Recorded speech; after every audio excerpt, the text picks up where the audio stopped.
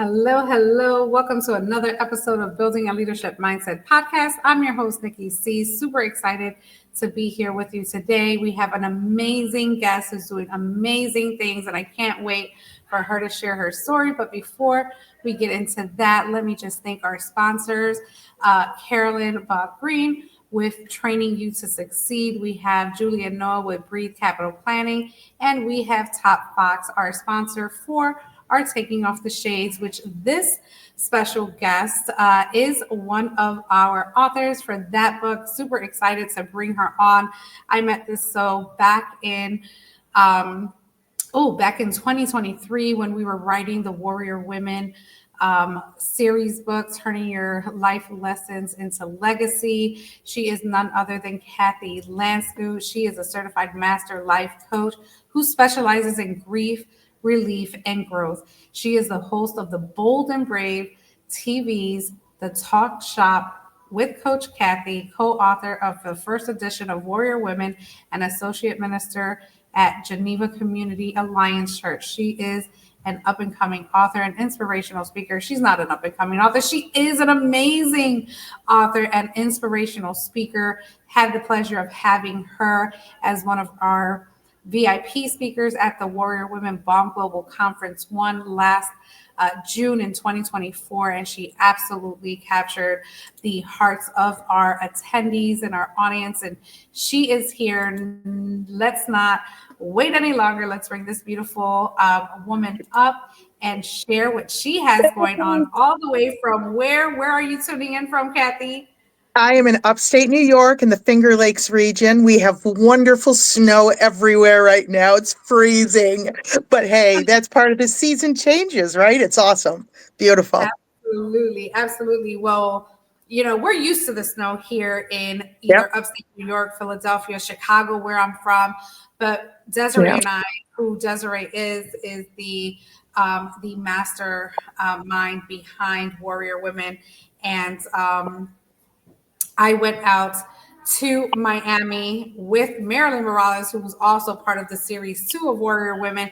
And we actually hit some of that snow in South Carolina and in Georgia, which was pretty scary, but we made it. We're both back home safe and sound. And I'm so glad that I'm here to chat with you again and just catch up. You're doing so many great things. But let's just go back a little bit to the beginning, Cathy. Tell us a little bit about yourself, a little bit about your upbringing and the work that you do today. Okay, so I am a pastor's kid. I'm one of them. My father went into the ministry a little bit later in life than most people do. And so when he was ready and took his very first church, we actually ended up living in Wellington, New Zealand for 4 years, which is the longest I've ever lived anywhere in my entire life prior to getting married and being, do I want to say stuck? Permanently placed. That's better, right? In upstate New York. So, had some really incredible experiences growing up that are very different than a lot of people might have the privilege, I will say, to be able to do. And, just met lots of different people from lots of different places. And it was such a blessing. And it's something that has followed me all the way through. But as I got a little bit older, we returned to the States. I got very highly and intimately involved in youth ministry as a volunteer in my church. And the whole world of addiction and substance abuse and criminal activities and just really poor negative choices on the parts of young people led to me losing a good number of youngsters that I love very much, and really was, these were turning points in my life that ultimately have placed me in a position that I've worked in treatment for addictions as well as prevention. I'm in prevention now. I kind of go back and forth, but I spent almost 20 years in the criminal justice system, working in county jail first, and then at the state level for the New York New York State Department of Corrections and Community Supervision. So I've had a lot of experience with what we might consider to be challenging clients. Is that a good way to put it? Right? I have. I don't think there's any such thing as a bad kid, and I don't believe in. I don't believe that people that are incarcerated are just no good or whatever. I have learned to love and appreciate the individuality of these human beings who life has not been so kind to, and who haven't had the kind of life skills that were really effective enough to help them be in the right direction. So that's what my life is dedicated to at this point, to help other people be able to find the best in themselves and move forward in positive directions. Whew. So there you go. That's me.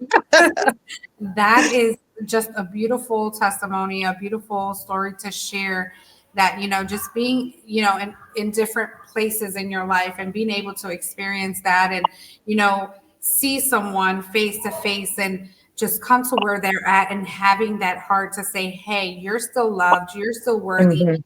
How do we get you to Right. feel it and understand it? And how can we get everything that has the cards that were dealt to you? How can we play with them, right? How can we make Yep. them work regardless of what you have been through? And, it is heartbreaking, because through this journey, with addiction and just with going through life and trauma, sometimes we just don't know how to handle it, right? And people tend Yep. to either give up, or just be at the wrong place at the wrong time, and just all these different things. Can you tell me what your mindset was through some of your encounters, and what things did you have to kind of hold back, what things did you have to pour out, and just your thought process in that journey with maybe a client or two? Okay. Yeah.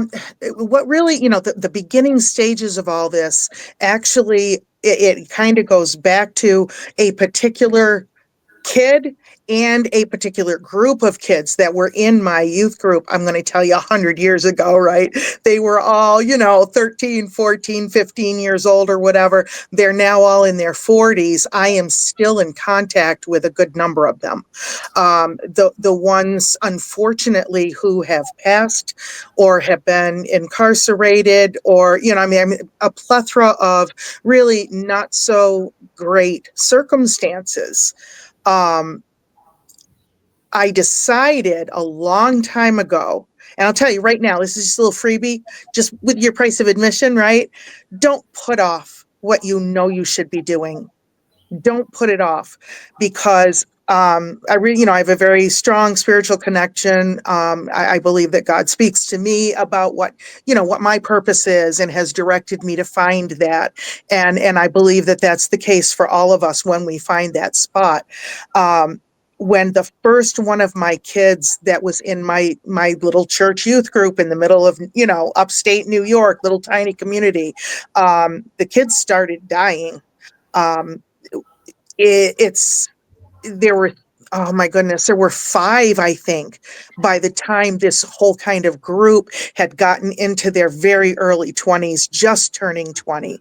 And I'm just watching it going, what is happening? How can this be? I had spent years working with students and working to love on them and show them the love of God, and just wonderful, wonderful stuff. And I got really close to them, and drugs and criminal activity started interfering in our little tiny towns.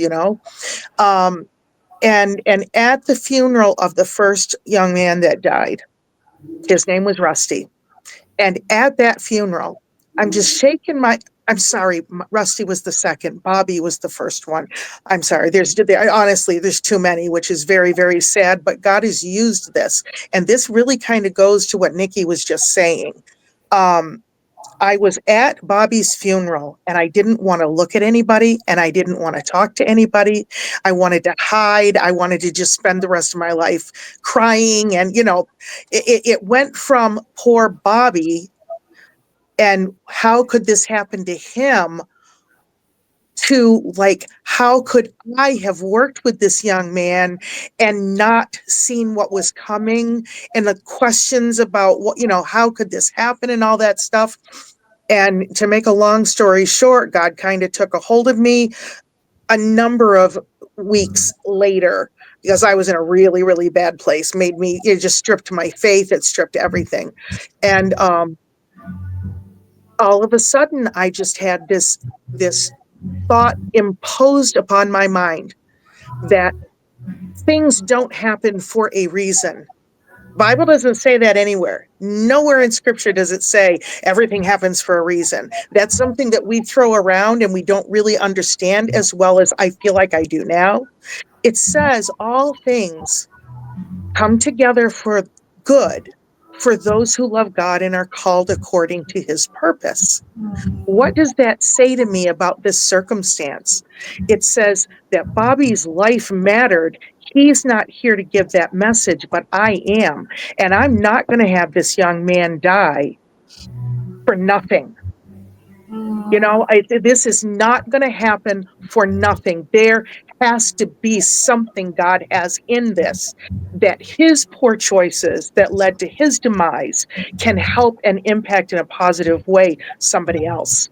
And that is what has stuck with me. I mean, we're talking, nearly 20 years at this point since I came up with, since that message hit me. But that's what it's about. It's about making matter whatever circumstance I'm going through right now. So when I'm talking to somebody, whether they're incarcerated or they're on the street or they're sitting next to me in church or they're my dining room table, or, if you're listening right now today, the fact of the matter is our most beautiful gifts come wrapped sometimes in really, really ugly packages. But the gift that's inside is going to change your life if you look for what it is that it may have happened for. Looking at things not so much as what happened to me, but what has just happened for me that I don't see right now, but there's beauty in it. So, I like to tell people the most beautiful flowers grow out of the deepest piles of doo-doo, right? And so when your life is full of the doo-doo, look for the flowers that are going to bloom from that, because God has purpose for us in everything. Oh my goodness, Kathy. The whole time that you're speaking, I'm literally with chills. I'm glad I have a turtleneck um, and a scarf on. And this is part of my testimony, right? I lost my brother to addiction. He was incarcerated many times. It was a 14-year journey. Wow. And when we lost him, I was like so depressed. Like, that was my other half. We weren't twins, but you would have thought that we were twins. He looks like my son. If you know my son looks like me. Wow, yeah. So when I got in that, and this was back in 2018, this was right, 2 years before COVID, but that's when I started my journey after 6 months being depressed, being in this hole, like, life is not worth it. I was just on autopilot, just going to work, coming home, taking care of my family, not really creating a purpose, which I was already on the journey at that time. Yeah. I already had some small home businesses with my wife, jewelry. I had been a realtor, and the grief was so hard. And I was actually surprised that my mom actually took it better than I did. And not because she didn't care, because that was her first child, but she knew he was in peace. She knew he no longer had to battle what the world had for him. He didn't know how to how to get back into society without being judged or looked at differently, or just all these extra things that I heard him tell me. You have to move on. Life is too short. Take my story, take my life, and understand that you still have a purpose. You're still here. You still can make a difference. You still can bring awareness. So while you're saying that, and what you were going through in your mindset, and making it, look at the flower in it, right? Look at the positive. And there's another story that I heard in this journey, in my current journey now, that that we're not each other's, right? We don't have a belonging but to him above. He Right. knows our birthday and he knows our death date. We don't. He's going to take Yep. us on the journey. We just have to live and steward whatever our purpose is. And yes, there are going to be things and distractions that life comes with, right? Because we don't have a playbook for it. Mhm. When we have people like you, Cathy, actually seeing what the issues are and creating things to prevent and to support these youngsters that may have again been dealt a deck of cards that just weren't what they expected, Yeah. weren't what their lives consist of. Can you tell me a little bit about some of the conversation, some of the topics that you covered when you would meet with these children, and what was the high purpose, like what was the end result that you wanted for these children? But more than anything, I want people of all ages, whether they're young or old, doesn't matter. We need to understand the importance of not making a temporary decision about a permanent thing. We get in situations where we don't know what to do. Life becomes overwhelming. If you look, if I look back at people who have been the most, I don't know how to say this, where the prison walls are not just bars in a cell. We can be completely locked in a prison, walking around outside and experiencing what people would call freedom. That's even worse than people who might be locked up, who can experience complete freedom even behind bars. So there's such conundrums that we not only face but that are available to us. When I'm talking with a young person who feels really, really stuck with where they're at, what I want to do is encourage them that they are on the beginning of a journey to the rest of their lives. Being home with mom and dad, being stuck, I'm 17 years old and I've dropped out of high school and I don't know what to do with my life and I'm miserable and I don't even think it's worth going on. Well, you know what? You've lived 17 years and you're still sitting here talking to me. That tells me you're stronger than you think you are. That tells me that you have the ability to get through adverse circumstances even when it feels horrible, right? Here's this young person looking at me like, I'm so depressed, I'm so upset about things or whatever. By the time we're done talking, helping to shift perspective from the present to the future and helping to shift the negative stuff that's catching me up and making me feel enslaved, changing that to looking for that doorway at the end of the hall that I'm working towards. And all I have to do is just kind of hang in there with what I've been doing and find better support, find people that are going to encourage you. If your mom or your dad or, are not present, if what is going on in your house is oppressive and painful, understand you have inside yourself the ability to love you. You have inside yourself something that shows you more than what others are seeing in you. Your issues when you're young aren't because of you. They're because of other people in our lives who don't know any better for whatever reason. If I grow up in a house where screaming and violence and all are taking place, that's what I'm learning life is about. I can find out. I mean, just, I'll say just the conversation that we're having, you and I together right now. What does that tell you about the idea you might have that everybody is horrible and no one will believe in you? I believe in you. That has an impact when you say something like that to somebody, and in offering them hope and light at the end of the tunnel that isn't an oncoming train. It's just a matter of helping a person inside themselves to change their perspective so they can see the beauty that Mm, other people don't see, because that's what they're going to take with them out the door when they leave mom and dad's house. That's what they take with them, into their life as a young person with the whole world in front of them, as opposed to feeling like the world's never going to accept me. yeah. Wow. Wow, that actually reminds me of an episode I just watched, an older episode from, and I don't know if you watch it or our audience watches it, but Law and Order SVU. I think Mm, of Benson, right? Her character does this so well that there was a gentleman he was a youngster as well. He was being human trafficked, he was being mhm, manipulated and sold and all these things. And he really believed that no one cared mhm. because Yeah, of what he went through. And when someone yep. really steps up and says, "Hey, I'm here for you," it's hard for them to receive it because that's not what they know, Right, right? right. It really takes someone to understand that journey and get these youngsters or adults as well to a place of understanding that yes, life is worth living. Yes, we can. There are solutions. Do you Yeah, want yeah. it? If you do, I'm here. Let's do it, right? Let's make it happen. Um, I'm just I just love where your heart comes from in the work that you do because it's not easy.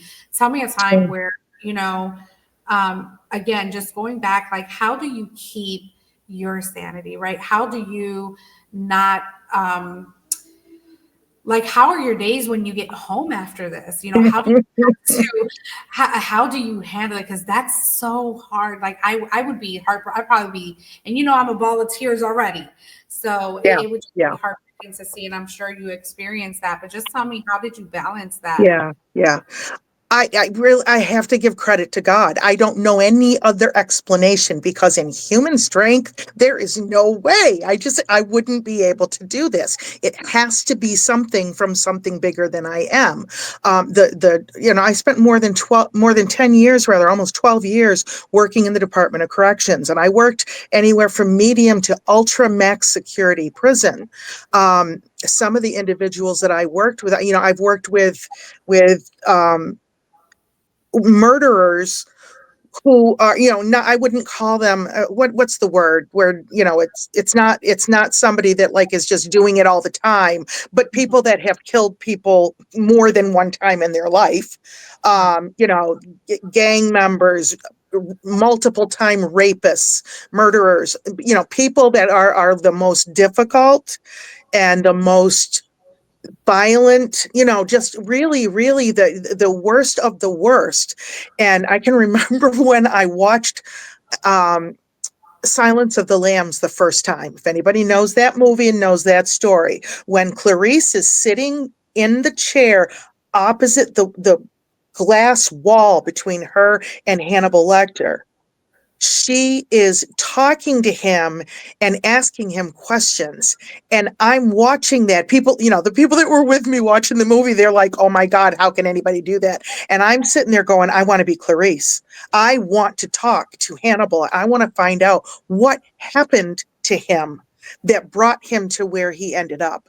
And it's the fascination that I have, if it's true that God created us all the way that he wanted us to be, and he gives us what we need, where do we miss where that direction could have taken me? Where did I miss the love and the acceptance and the compassion that would have helped me to grow to be a responsible, well-adjusted adult? Because again, like I said, these people that are locked up, they're not scum of the earth, not worth anything. This is a human being that something happened to. And Mhm. and so maintaining that focus all the time, I see in them things they don't see in themselves. And Mhm. it feels good to give somebody that information and see when they start, when the wheels start to turn, and Mhm. there's a softness that starts to take over or whatever. Those are the things that I absolutely hold on to.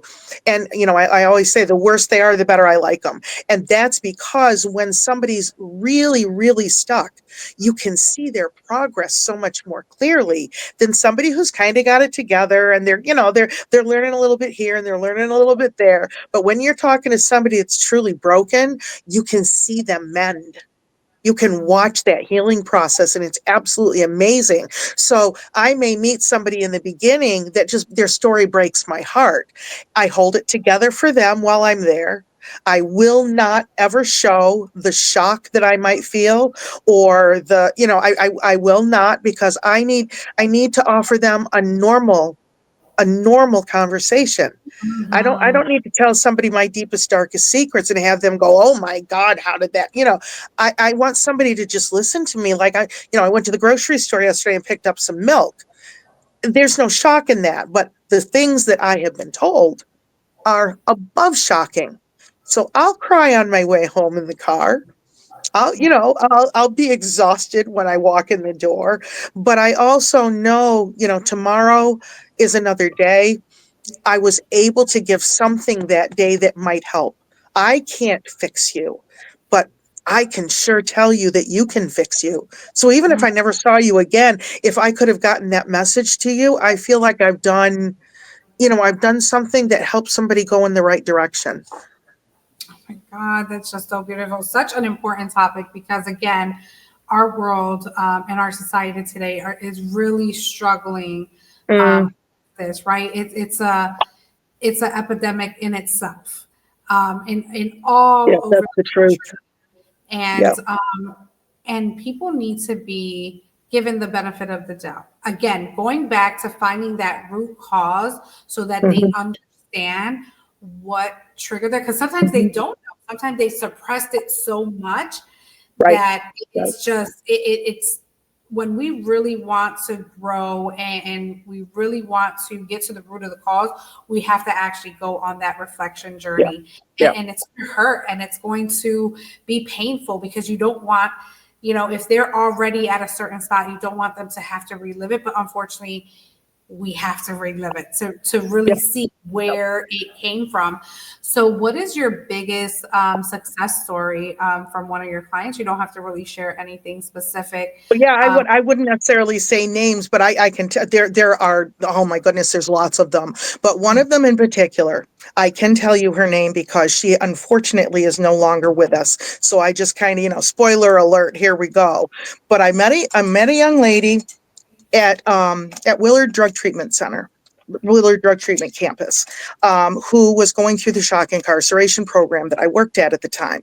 She was extremely overweight. She was in a wheelchair. She could not, she really could barely walk. She was very, very restricted because of her physical condition. Um, she didn't want to leave and be sent to do cell study at a regular prison because she said, what am I going to do? Just sit there doing nothing, twiddling my thumbs? She was loud. She was kind of obnoxious. I absolutely fell in love with her immediately. I thought she was amazing. And she's like, they're going to try to make me leave and I don't want to leave. And I said, well, we're going to fight this then, because there were men on campus who had medical conditions and they were allowed to stay. So, not getting into all of that, but the fact is, we made it so that she could do it.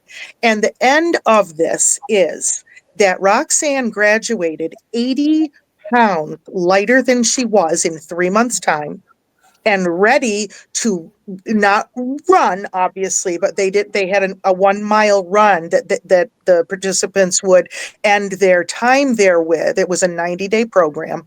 And Roxanne, I walked all the way to the other side of the campus, which was a good haul for me, to trade in her Skippy Bobos, which are her, little white sneakers, to get her a pair of running shoes so that she could do that run. They didn't let her do it. They didn't let her do it. She ended up going home. She was the first person, how do I say this? Her sister was the first person in New York State who was hospitalized with a very strange flu kind of a thing or whatever. She was the first person in our state to die that year. It happened the week that she went home. While she was visiting her sister, this is a woman who's not had an easy life, and here she finds herself locked up. She finds herself with all these issues. She's not going to leave because she wants something better. We worked together every day for 6 months, or for 3 months rather. Okay, she gets home, her sister dies. In the meantime, she is diagnosed with pancreatic cancer. She came back a year after she was released and talked to every person on our dorm and inspired them tremendously. And she called me every week for almost 2 years. Every week she called me at the facility and asked how I was doing. How are the girls doing? How is everybody doing? Because she was clean and sober, and you could hear in her voice every week a little bit less strength, a little bit less, a little bit less health, Mhm. as she deteriorated. And ultimately, Roxanne passed away, a clean and sober woman who is one of the greatest heroes in my life. And I Wow. love to share her story. I promised her I would, because again, she mattered, and I will make it matter that she lived, that I knew her, that she went through what she did. That's just one of lots.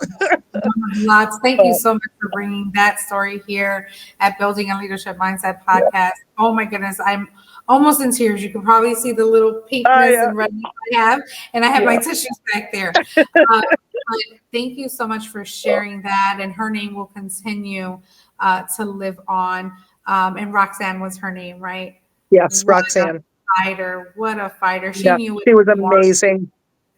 So beautiful. We are going to take a quick break so we can check out our Warrior Women highlight reel. We are actually already ready for sales for our August 9th event. It's going to be absolutely phenomenal. Literally just got off a text message with Desiree. We just locked in some more VIP speakers. We're going to be in Mexico in a couple weeks. I'm super excited, or in a month or so. Super Yep. excited about that. So let's take a quick break, and we'll come back and continue to talk to Cathy. All righty. She is a warrior. Ain't nothing gonna slow her down. She is a warrior, yeah. She is a warrior. Ain't nothing gonna slow her down. She is a warrior. She's taking this battleground. She is a fighter, a crier. She ain't gonna lose this round. She is a warrior, yeah. She sees a way from getting paid, rubies of gold. She's gonna train her mind, gotta keep her in line, keep her eyes on the Lord. She's ready to battle, gonna take that enemy down. She fears no evil, holding her ground. She is a warrior. Ain't nothing gonna slow her down. She is a warrior. She's taking this battleground. She is a fighter, a crier. She ain't gonna lose this round. She is a warrior.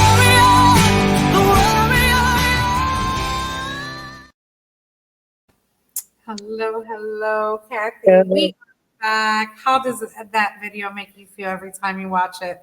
Oh my God. I was just going to say, I was hoping I could make a comment about it. I'm watching that video, and what wonderful memories just kind of pour back. We work with such incredible people, and I feel so blessed to be part of this community.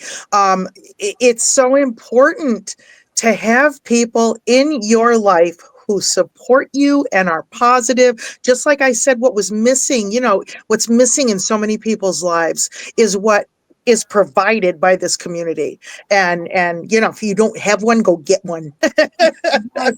Or build Definitely. one.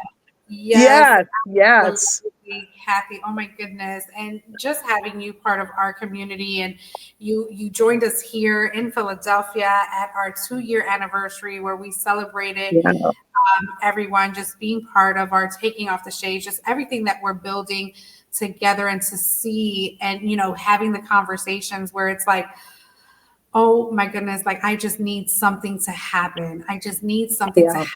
But your faith and your patience. Tell us what you're working on now. What has been the Hmm. biggest shift of 2025? What do we have going on? It's absolutely crazy. I'm telling you, when we let things go that we think we want, What God provides is better than we ever dreamed of. We don't know how to dream big enough. I didn't always know that, but I know that now. When I was a little kid, I was so shy all the way up to, even after I got married. I got married at 18, and I was probably 23 or 24 before I'd order my own ice cream. I mean, I was terribly shy. And I am right now. I have just reconnected because of working in the Department of Corrections, because of working, with a local agency that I was a corrections counselor at our county jail for a good long time. I have been able to reconnect with some of those individuals. Be sure that you maintain who you are throughout your life, because it matters. It matters what people think of you. It matters what people see in you. And I have just gotten word, actually today, just before I got on this show, I got word that my second contract with my county to provide services to women who are on probation.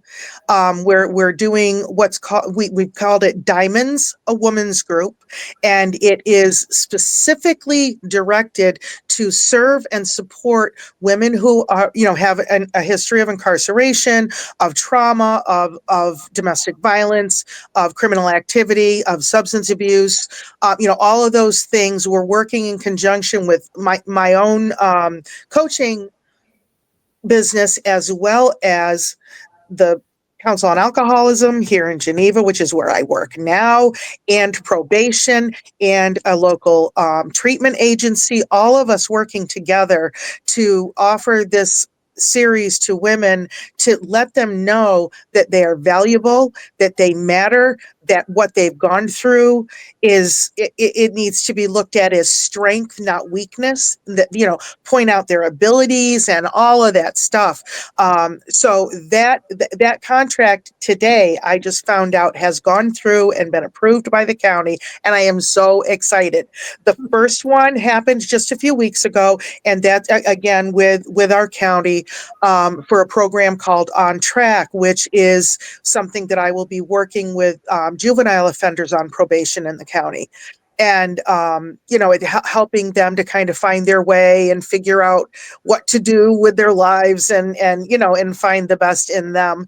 And I have another one on the back burner that I had some questions that I was asked today for a third contract. This one is with a local treatment agency, to possibly be helping out with some of the technical aspects and be able to improve the efficacy of treatment in the area. So I would never in a million years have thought that this kind of thing would happen, but I started learning it when I ended up, working in incarcerated settings. Who would have ever thought that this kid that was so shy she couldn't even walk up and get ice cream is going to be talking to some of the most violent offenders in the entire state, and having them, like hang on every word kind of thing and stuff. You know what I mean? You don't underestimate yourself. You are way more powerful and way more capable than you have ever imagined. I knew that, Kathy. I totally knew it. I know from all of our ladies, just what you bring, you talk about, just your heart. Again, we didn't go through all of that loss and the grief for nothing. This is a total testimony of what you said at the beginning of this call. And that was that, God shows you in very different ways. And it's not how we would have liked it, but it definitely was necessary for our journey, so that we can take these messages into the next generation and help those that are in need. Because again, just being a human, just being a person, a heart-centered leader, and that is what you are. You've taken all your skills and all your experiences, and you are putting it into action. And I love that about you, and I've always seen it. I've seen it from day one, and I'm just so happy. It just makes me so happy when I got the call, when we got the text message, when you shared, and I'm like, this is what she's been waiting for. Yeah, And God it's shows awesome. up. It's awesome. And when I think about all that myself, and I mean all of us, the stuff that we go through, I think all the way back to that youth group and how much I loved those kids, and the fact that it was so hurtful and so just heartbreaking when those losses began. And I've lost relationships with people I love dearly. I've lost a relationship at this point. I want to throw this in here. I've lost a relationship at this point with one of my godsons. But I know God's still working. Where there's life, there's hope, you know? But the fact of the matter is, if that hadn't happened, if Rusty and Bobby if they were still alive right now, we would not be having this conversation. I would never have gone in and interacted with all of the people that I was able to talk with and offer some hope and some support to, that are in the prisons and the jail and all of this stuff. The things that we go through are intended for his purpose, and enjoy your ride, enjoy it. Don't, it's those things. As soon as something negative happens, as soon as something hurts, my challenge is look for what it might do. Look for where it might lead, because it's not for nothing. It isn't. It's not for nothing.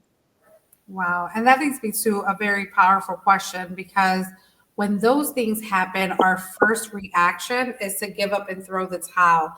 I would like to know what your experiences is throughout your journey as things were happening, no matter what it was, whether it was something just being frustrated with the day.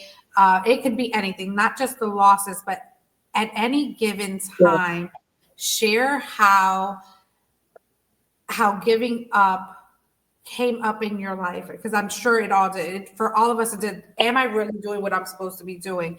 And those days, maybe a specific day when you wanted to throw in the towel, but then you were reminded, I can't. Can you share that with us? Yeah, I'll tell you. There again, this is one of those things. I'm old. I get older every day, don't we? So I've got a lot. There's a lot of instances, but the one that stands out, I think, the most was when Bobby died. Again, being at that funeral, I'm sitting there, and I basically have been a Christian most of my life. I was brought up in the church. I'm the youth leader for this big group of kids, and all this stuff or whatever. And I'm thinking, how could you let this happen to God? Mm-hmm. How could you let this happen? How could this happen to him? How could it happen to me? How horrible that is. I could talk about that for years. That's for a different day, catch my podcast. Yes. Tuesday nights at 7:00 on Bold Brave TV, the talk shop with Coach Cathy. But I remember thinking, this has all been for nothing. I had spent, nearly 10 years with these kids, and I was thinking this was all for nothing. There is no God. This is all a bunch of nonsense. I have filled my own head with lies and with some pie in the sky idea that has no truth whatsoever to it. And I was done. I was done. I was done with the church. I was done with God. I was done working with kids for sure. I don't ever want any of this ever again. And I remember being in my car with my husband driving, and I was telling him this. I was crying, it's just like, it was one of those moments where it's not worth it. This is nonsense. I won't use the language that I would like to, but it would just, no. And we pulled into one of the local mini mart places that sells gas, and a car full of teenagers pulled up beside my car. And it was full of Bobby's friends and kids that attended my youth group. And I thought, oh no, I don't want to see any of them. You know what I mean? It just, no. Why is this happening? They stopped. I don't know how many people you can get into a Volkswagen.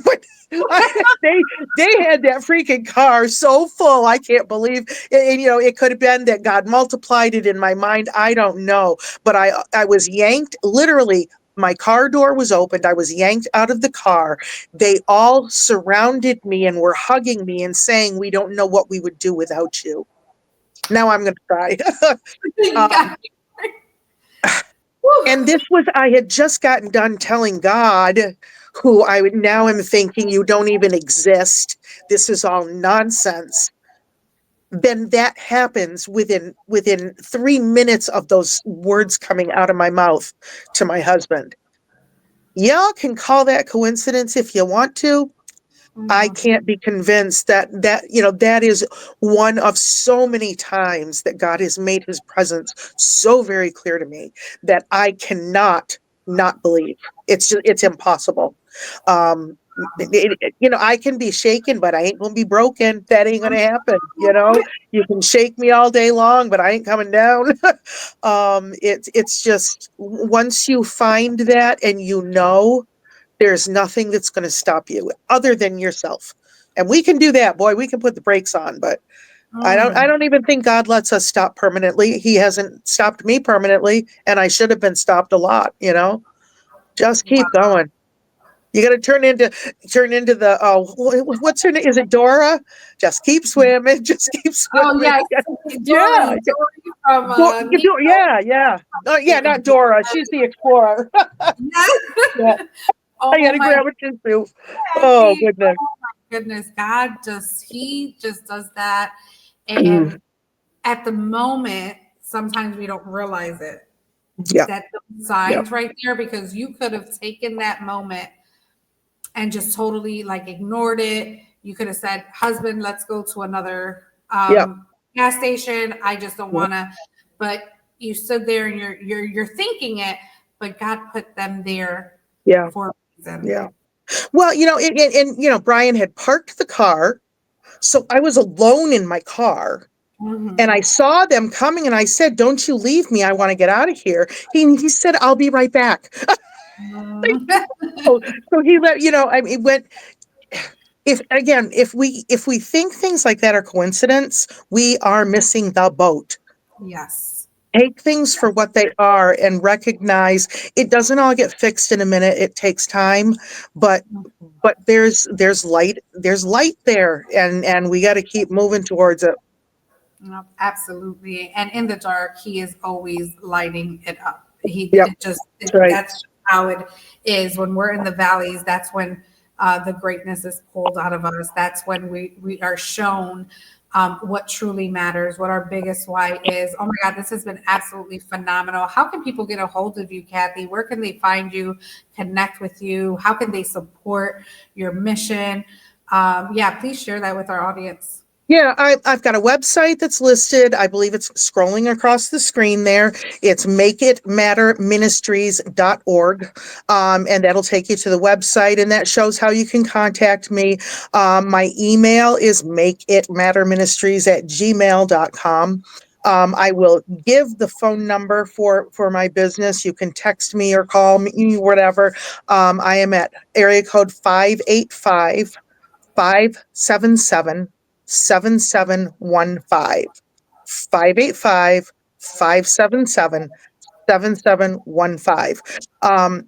How can you support me? How can you reach out? Just reach out. I am literally on my own doing this with whatever little bit is in my pocket right now. I have yet this minute right now to make any money at all. And I don't care, because I'm doing what God wants me to do. Am I frustrated with it? Yeah. Do I want something to happen? Yeah. But it's in his timing. So if you are part of God's timing, please feel free to just jump right in there. That's absolutely awesome. But I'm accepting new clients. I do life coaching, individuals and groups, or I would love to come and speak for you. You get me there and feed me, I'm happy. Whatever. But I'm just really, really open to whatever God's got for me, and fulfilling the purpose that he's set in my path. Yeah, absolutely. And the message is definitely going to go a long way because he knows where your heart is. He knows where your mission is. And he will bring those that need to hear your voice, your amazing voice, because you just keep me in this calm state, like everything's going to be okay type. If I know I'm in a rut, I can say, hey, Cathy, let's just have a conversation. This is what's going on. Yeah. And, but just really being a part of something, again, bigger, to go into these facilities, these type of Mhm. organizations, and to get those contracts signed, sealed, and delivered is an Yep. absolute blessing. It's what you have worked for. And I'm Mhm. glad that you were persistent and consistent with just continuing to be, one, who you are from day one, right? Two, from doing exactly what you were called to do and believing that that was your Mhm. mission and listening to everything around you. And even when your cards were dealt, you said, no, I still am walking in faith and this is going to Yeah. happen. And let me tell you that that is going to multiply for you. Oh, thank you. Thank you. Thank you. You are so, Thank so you. welcome. Oh my goodness, this has been absolutely phenomenal. Before we close out here, Cathy, I'm going to give you some time just to kind of share what's on your heart, whether it's about what you do or what you want our listeners to know just about grief itself, because I know that when we lose someone or something happens, we tend Mhm. to stop our growth right there. Like we kind of Yep. put these walls up, Yep. and sometimes it takes a longer time to get back in the groove of things. What would you give advice to our audience about? Okay, there's a couple of things. The first thing that I want to say is there is no right or wrong way to grieve. And there is no time limit that says you should be over it by now. If there are people in your ear saying things like that, just turn it off. We don't need to get nasty. We don't need, but setting healthy boundaries and listening to something else is so important. Listen to your heart about it. And know this, in combination with that, I want to tell you that grief is a gift. And it seems like the greatest oxymoron on the planet, but grief is a gift.